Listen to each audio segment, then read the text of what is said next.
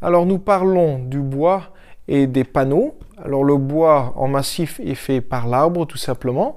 Et il y a aussi les bois qui sont fabriqués par l'homme en principal. Nous allons aborder plusieurs sortes de panneaux ici dans cette émission de Dr Matos.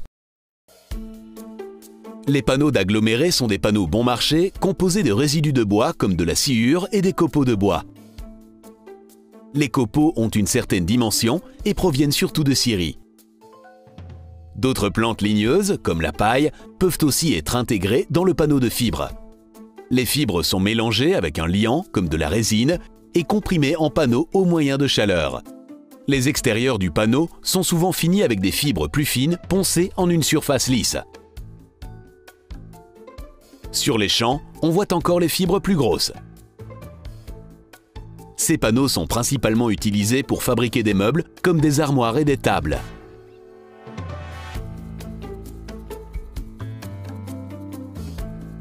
Les panneaux d'agglomérés ont tendance à éclater. Lors du vissage, il faut toujours préforer. Les bords sont particulièrement sensibles. En vissant, le panneau se fendra rapidement à cet endroit. Cela générera non seulement une fissure, mais en outre, la vis n'aura plus de prise dans le bois. Avec ce type de panneau, la possibilité de correction est donc limitée.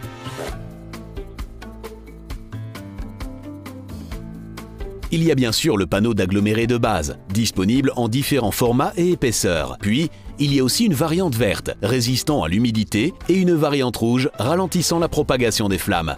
Tous sont disponibles avec une languette et une rainure pour un montage aisé. L'aggloméré est toutefois généralement intégré entre deux couches, souvent du mélaminé. Il peut être obtenu avec un look bois, mais aussi en une couleur blanche classique ou avec une finition en aluminium. Outre une finition en mélaminé, des panneaux d'aggloméré sont disponibles avec une finition en HPL ou High Pressure Laminate. Ici aussi, il y a, outre le blanc classique, toute une palette de finitions différentes. Une couche supérieure en plaquage est enfin disponible. Il s'agit de bois scié à une épaisseur vraiment minimale.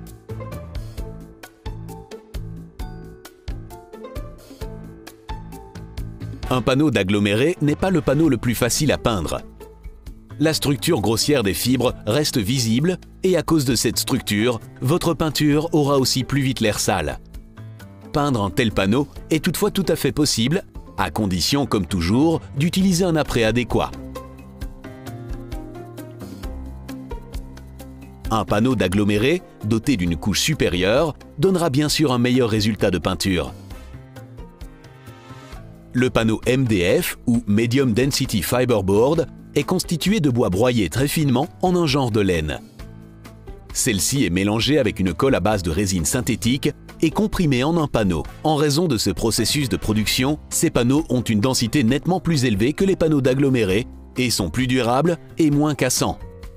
En cas de charge prolongée, le MDF risque de présenter une déformation permanente. Les extérieurs des panneaux sont poncés très finement en guise de finition.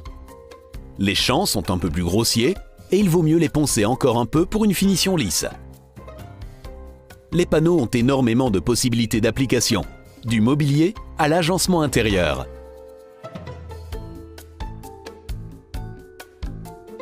En raison de la structure plus fine, le panneau MDF se travaille plus facilement que la plupart des autres panneaux.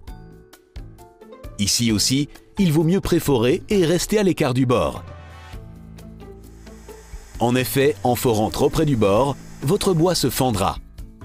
Comme le panneau a une densité plus élevée, votre tête de vis ne se noiera pas d'elle-même dans le bois, et dans ce cas, il faut préforer avec une fraise conique. Grâce à sa structure, le panneau de MDF convient particulièrement bien pour le fraisage de rainures ou de bords. Lors de l'usinage, les fibres se détacheront un peu et vous devez donc poncer pour obtenir une finition parfaite. La colle peut aussi entraîner l'usure plus rapide de votre matériel de travail. Cette colle, ou plutôt cette résine synthétique, peut être toxique. Il est donc encore plus important ici de vous protéger avec un masque à poussière pendant le ponçage.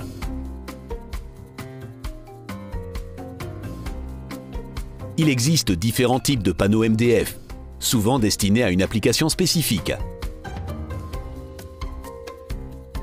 Il y a ainsi par exemple du MDF vert, résistant à l'humidité, Des pigments de couleur peuvent aussi être ajoutés au MDF de manière à obtenir un panneau coloré. Ici, un panneau noir. Il existe des panneaux de MDF prélaqués, déjà dotés d'une première couche de base et exigeant donc moins de finition. Le MDF peut lui aussi être obtenu avec une couche supérieure, par exemple en plaquage de différentes essences de bois ou en HPL.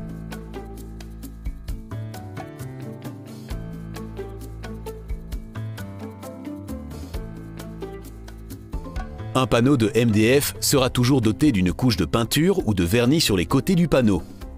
Ici aussi, la structure du MDF constitue un avantage. Grâce aux fines fibres, vous obtenez un résultat bien uniforme, à condition d'utiliser un apprêt adéquat et d'avoir suffisamment poncé.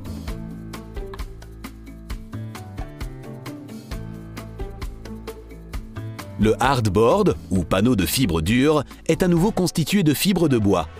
Celles-ci sont mouillées et comprimées à une température élevée sur un tamis qui confère au panneau sa structure. Parfois, une colle à base de résine synthétique y est ajoutée. Souvent, ce panneau est encore huilé et chauffé pour accroître sa résistance à l'humidité. Le hardboard est généralement utilisé comme dos des armoires et fait à la base 3,2 mm d'épaisseur. Ce panneau est disponible en une finition bois ou colorée. Les panneaux de triplex et de multiplex sont constitués de fines couches de plaquage collées entre elles sous haute pression et haute température. Les couches sont superposées transversalement et à chaque fois en un nombre impair. Cela doit éviter la déformation du bois lorsque les fibres de bois se rétractent. Grâce à sa construction, ce panneau est plus stable que le bois et le MDF. Il est également nettement plus léger et plus robuste que ces derniers. Il constitue donc le meilleur choix en cas de charge importante. En raison de ses propriétés, le panneau de multiplex est non seulement utilisé à des fins décoratives, mais également pour la construction, par exemple comme coffrage.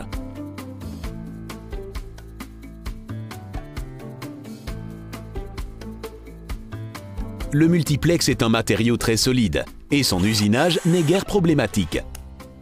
Ici aussi, vous préforez évidemment, mais visser sur le bord d'un panneau ne posera pas de problème. La vis n'entrera pas d'elle-même dans votre panneau et vous n'abîmerez pas non plus votre panneau en retirant la vis.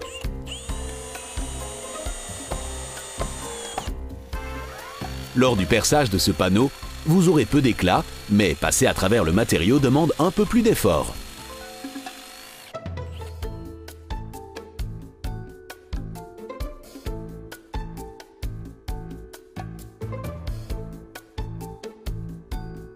Les panneaux de multiplex existent en différentes dimensions et essences de bois, comme le bouleau ou le chêne. Le bois choisi dépend de l'application. Ici, le panneau de multiplex, destiné à des applications décoratives, sera composé de couches plus fines de plaquage avec un champ bien fini, tandis que les panneaux pour la construction présenteront une structure bien plus grossière. Outre le multiplex, il y a aussi du triplex composé de 3 couches, tandis que le multiplex compte plus de 3 couches. Le panneau de multiplex peut également être doté de couches supérieures adaptées. Il existe ainsi du bétonplex. Ici, le multiplex est doté d'une couche d'époxy pour être étanche. Ces panneaux sont surtout utilisés comme coffrage pour le béton.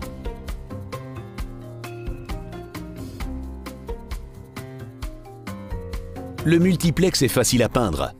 Les panneaux ont une structure fine et forment un tout, ce qui garantit une finition uniforme. Le panneau OSB, ou Oriented Strand Board, est composé de différentes couches de lamelles de bois d'une certaine forme et épaisseur, comprimées les unes contre les autres à l'aide d'une colle. Les lamelles à l'extérieur sont placées dans le sens de la longueur, tandis qu'à l'intérieur du panneau, elles sont placées en travers ou au hasard. Par la suite, les panneaux sont encore poncés et ils sont souvent dotés d'une couche de vernis. Le panneau OSB est utilisé comme matériau de construction et ce, pour des applications intérieures comme extérieures. Pour cette raison, la plupart des panneaux sont dotés d'une rainure et d'une languette. Le panneau OSB est aussi utilisé de plus en plus souvent pour des applications décoratives. Le panneau OSB est un matériau solide, qui ne se fend donc pas vite lors du vissage. Il est toutefois conseillé de préforer. Le bois peut en revanche éclater rapidement, ce qui complique le fraisage ou le perçage. L'OSB est scindé en 4 classes différentes. Les OSB 2 et 3 sont les plus courants. L'OSB 2 peut être utilisé à des fins de construction à l'intérieur, tandis que l'OSB 3 peut être utilisé à l'intérieur comme à l'extérieur.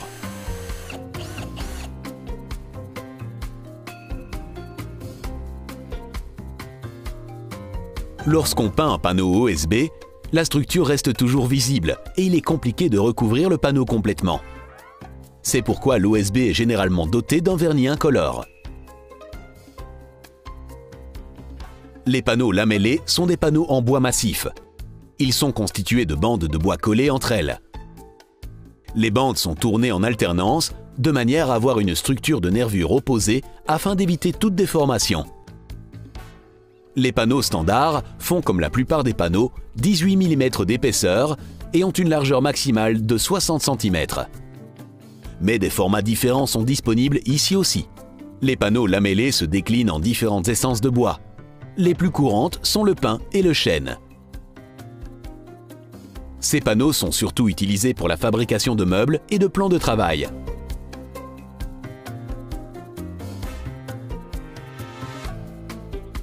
Les panneaux lamellés sont massifs, ce qui signifie qu'ils n'éclateront pas ou ne se fendront pas vite. Ils permettent donc un travail plus précis.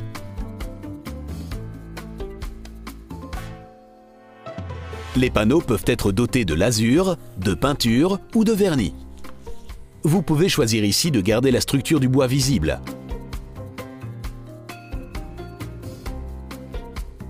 Différents matériaux de construction et de décoration sont constitués de panneaux. Un exemple est le stratifié. Ici, un noyau en MDF est doté d'une sous-couche en plastique et d'une couche supérieure imprimée. Souvent, une variante du MDF, le HDF ou High Density Fiberboard, est utilisée. Elle a une densité plus élevée.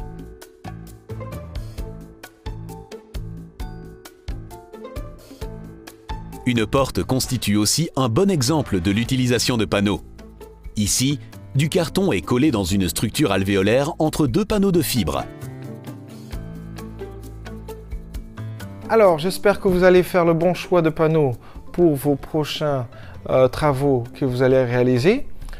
Si vous avez raté l'émission, il y a dobit.be et là, vous pouvez aussi vous inscrire sur le magazine en ligne. Nous, on se revoit pour un prochain Dr Matos. Au revoir.